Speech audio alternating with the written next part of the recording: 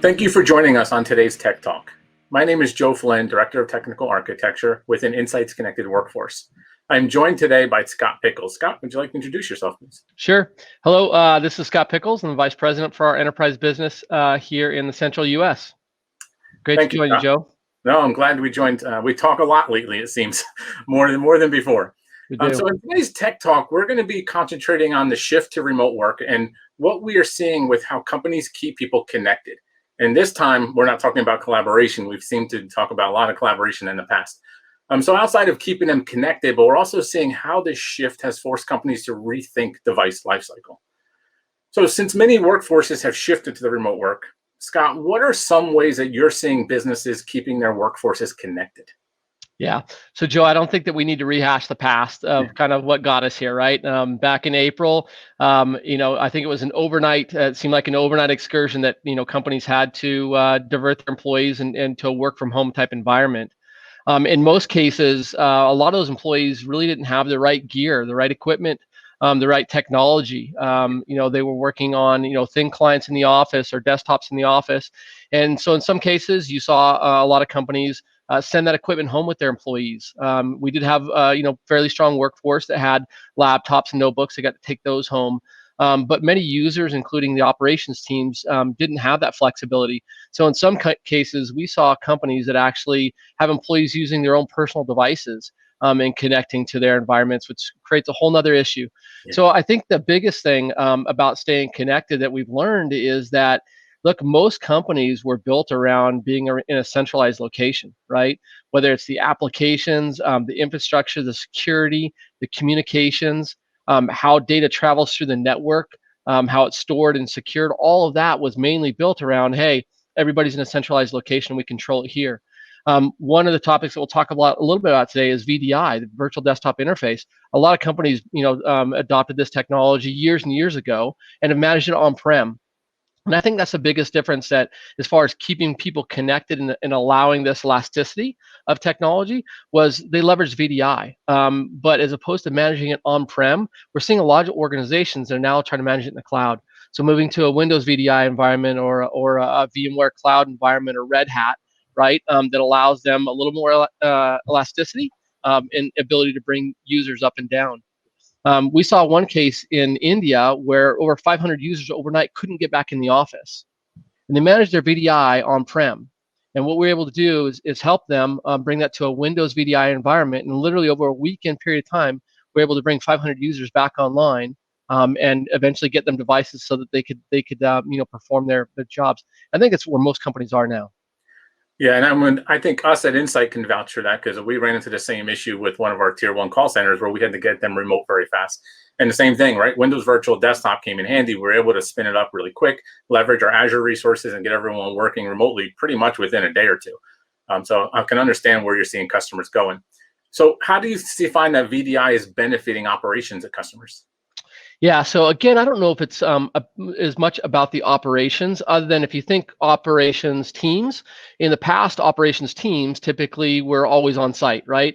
They're typically key performance indicators that were, hey, here's how we, I won't say old school, but here's how we measure, productivity of those type of teams. And I think what we've learned from this is that you can measure productivity and you can be productive in a remote environment. We have the tools, we have the resources, we have the technology now to do it, and we've been doing it since March, April timeframe. And there's really some great benefits that we've seen, right? Not only are you saving on real estate costs, you're now able to tap into a global talent pool. You've been able to get away from, in some cases, visa issues where you maybe had to deal with those before. And from a productivity perspective, you now are not having hours of travel time. So you're having employees get on, have a better work-life experience, right, and we're gaining productivity out of it. So I think operations, we're seeing some huge benefits there.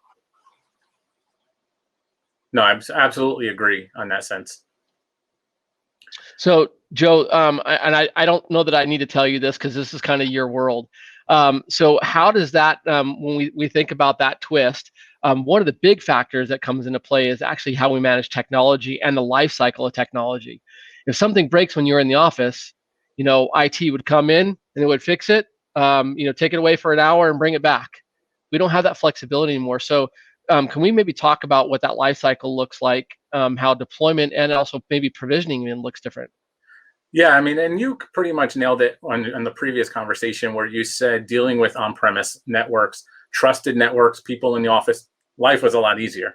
And if you think back in the early 90s and even in the 80s, right, people started with device lifecycle, or shall I say the forward logistics of getting user to device. If you remember ghost imaging, Mhm. Microsoft came out with RIS, remote installation services. You had WDS, Windows, then went to MDT, System Center, and so on and so on, right? Apple led the way with Apple DEP, now Apple Business Manager, with being able to provision over the air. Now you're seeing Windows move that direction. Macs are already that direction. Chrome is coming. Chrome has just announced zero touch enrollments, and you have it for Android.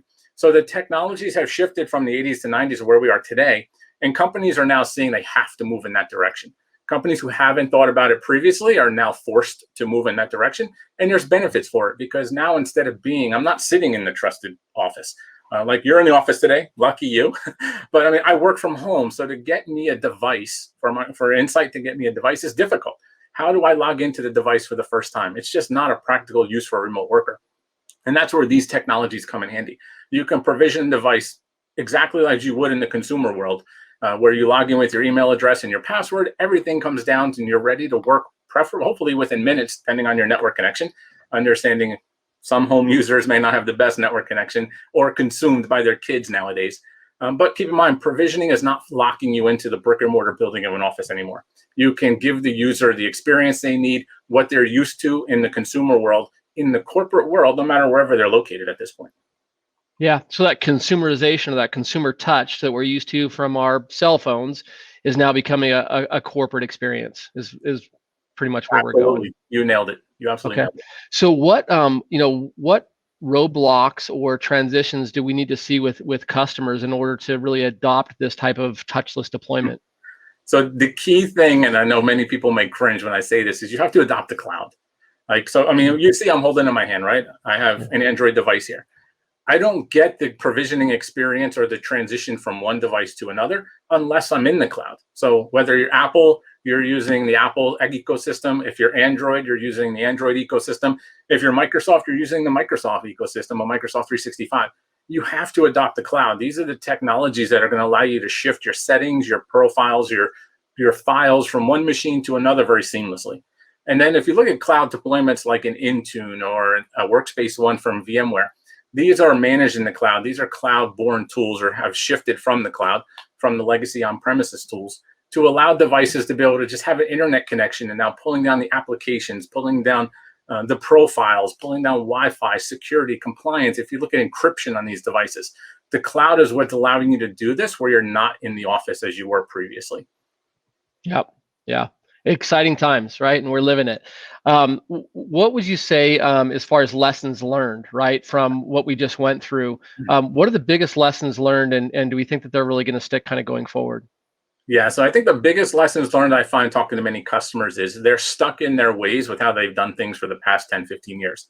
So the biggest lesson learned is step back, look Mhm. at what the technology that you have available to you that you probably have already purchased, what are the efficiencies it can give you in supporting the remote worker today? Most people, when we talk to them from a customer perspective, is I'm in System Center, I'm doing imaging, I have specific processes and scripts that have to run. That can easily be done, maybe in a more efficient manner, leveraging these cloud technologies. So just try not to have the blinders on as the biggest lessons learned and understand that technology has evolved drastically. Not only in the past 6 months, we've seen some big improvements, but even over the course of 5 or 10 years, where most people are still leveraging things they've done over those years. So, I mean, outside of that, the shift to the cloud is not easy. Take it one step at a time. Leverage a partner. Insight's always here to help, right? We want to be a trusted partner for a customer. But understand the shift to the cloud of getting your data, your email, your devices, get everything set up in the cloud to provide the best user experience you can. For sure. And I think that as we look at this and kind of summarize as we kind of close up here, when we think about remote, it's not going away, right? We know that most customers are going to adopt some type of hybrid environment where they're going to have a portion of their workers that are at home and a portion of that are at work, or even a hybrid where they're in the office for a few days a week. So number one, we know that there's benefits there from a productivity, from a real estate savings, being able to leverage additional teammates. We also know the technology's out there, right? It's far enough advanced that the tools and technology are out there to enable this remote type productivity. And then, one of the last things I have is that it sounds like there's probably a journey, right? Most organizations are going to have a little bit of a journey. They may not have the skill set. The applications may not have been written for a cloud type, structure. So, what do customers do to take part of that in that journey of moving to the cloud? Yeah, so the journey is going to be the hardest. Is definitely a difficult part, because the journey, like you said, you're not just taking processes you do today and just easily saying, I'm just going to light up the cloud and it's going to be on its merry way, right? That's just not practical. So when we talk about a journey, we talk about start small and expand fast. So if you have what we call an MVP, minimum viable product, that you can get running within your environment. So pick a persona, a specific group of people. Today, everybody's remote, so I know it's a bad comparison. But previously, we used to say, pick your remote workforce, right? Someone who's never coming into the office, someone who's never probably VPNing in much. They're always in front of customers. They're always just using an internet connection. That's the sales force. That's the persona you can easily shift to a cloud-first environment. And then once you work through the kinks, once you work through the complexities, then expand fast. I got this one persona done, it's successful. Now, how do I build upon it to get my entire org in that direction? Start small and go fast outside of that. That's great. And I know that here at Insight, we have a playbook that we leverage with customers. It's a workplace type of assessment where we go in and we actually assess where a customer's at in this journey. We can provide them a pretty good playbook of, hey, here are the steps that we've got to take in order to get you to eventually a touchless environment. It can be very rapid, and we kind of take customers at their own pace. So that's awesome. Well, I appreciate it. I appreciate you inviting me to to this call, and look forward to watching the progress. No, thank you, sir. Great conversation. Yeah, thank you. Have a good day. You too.